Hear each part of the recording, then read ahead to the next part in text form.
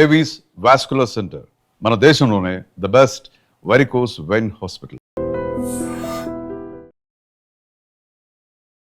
Welcome to iDream media. So జనరల్గా walking అనేది మనం ఎంత సేపు చేస్తే కనుక అది కరెక్ట్ వాకింగ్, హెల్తీ వాకింగ్ అంటాము. హెల్త్ బెనిఫిట్స్ కలగాలంటే వాకింగ్ అనేది ఎలా చేయాలి, ప్లేస్ ఎలా ఎంచుకోవాలి. సో అందరూ షూ వాడుతూ ఉంటారు వాకింగ్ కోసం, మంచిదేనా, మామూలు కాళ్ళతోనే నడవచ్చా?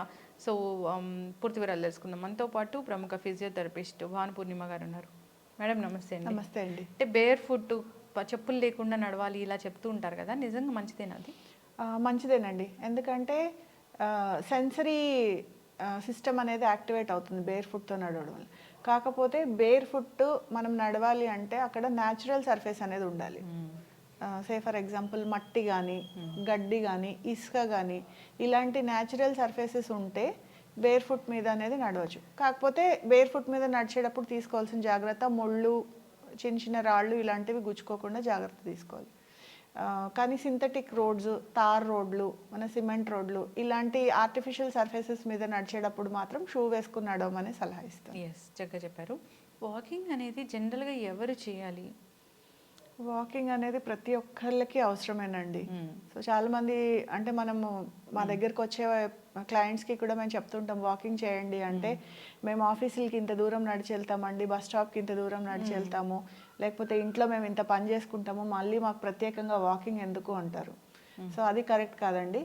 సో వాకింగ్ అనేది అంటే మన బాడీలో మన ఫోకస్ మొత్తం మనం చేసే పని మీద పెట్టి వాకింగ్ చేయాలి.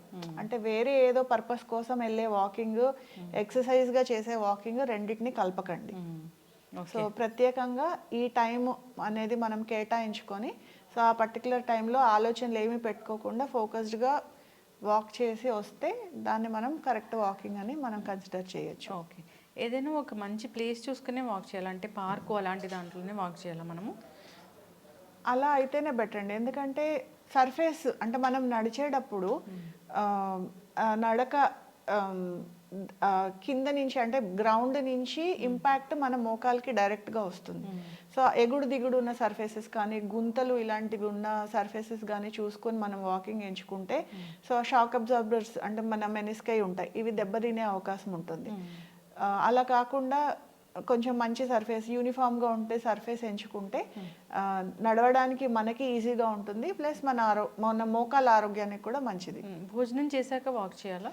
భోజనం ఒకవేళ చేసిన తర్వాత వాక్ చేయాలంటే కనీసం అరగంట గ్యాప్ ఇవ్వాలి. డిన్నర్ వాక్ మంచిదా, ఎర్లీ మార్నింగ్ వాక్ మంచిదా? నన్ను అడిగితే ఎర్లీ మార్నింగ్ వాకే చెప్తాను. ఎందుకంటే దానికి ప్రిపేర్ అవ్వాలి అసలు.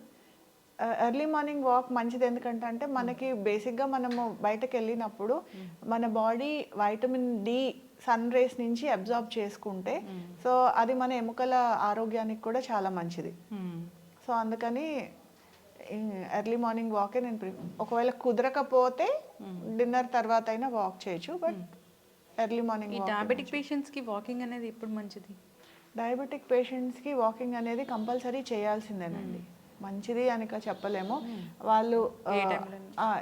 వాళ్ళు రొటీన్లో భాగంగా వాకింగ్ని కంపల్సరీ వాళ్ళు చేసుకోవాలి.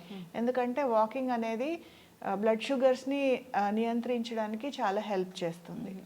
బీపీ ఉన్న వాళ్ళు కూడా ఖచ్చితంగా వాక్ చేయాలని చెప్తారు కదా? అవునండి, ఖచ్చితంగా వాక్ చేయాలి. ఈ శీతాకాలంలో వాకింగ్ అప్పుడు ఎలాంటి జాగ్రత్తలు తీసుకోవాలి?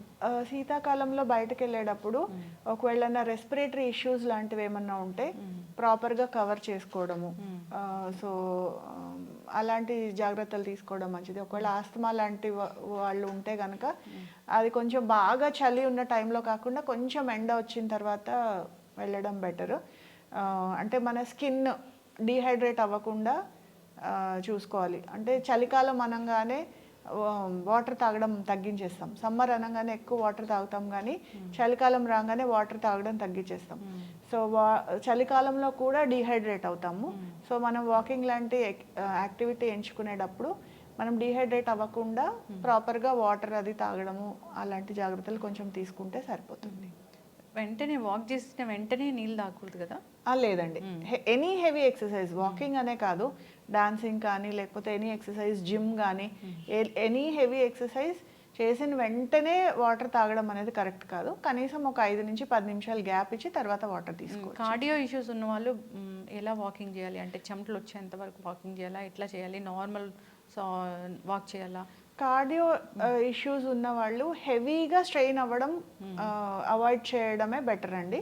సో నార్మల్ పేస్లో అంటే నార్మల్ యాక్టివిటీలో మనం ఎలా అయితే నడుస్తామో సో అంతవరకు అంటే చెమటలు రాకుండా చూసుకొని, అంటే షార్ట్నెస్ ఆఫ్ బ్రెత్ అంటాం, అంటే ఊపిరి అందకుండా చూసుకొని ఊపిరి అందకపోవడం లాంటి పరిస్థితి రాకుండా చూసుకొని నార్మల్గా వాక్ చేస్తే సరిపోతుంది. ఎస్, చాలా చక్కగా చెప్పారు మ్యామ్. వాకింగ్ అనేది అందరికీ అవసరం. చాలామంది మోకాలు నొప్పులు ఉన్నాయని వాకింగ్ చేయకుండా ఉంటారు, వాళ్ళకి ఖచ్చితంగా వాకింగ్ అనేది అవసరమే.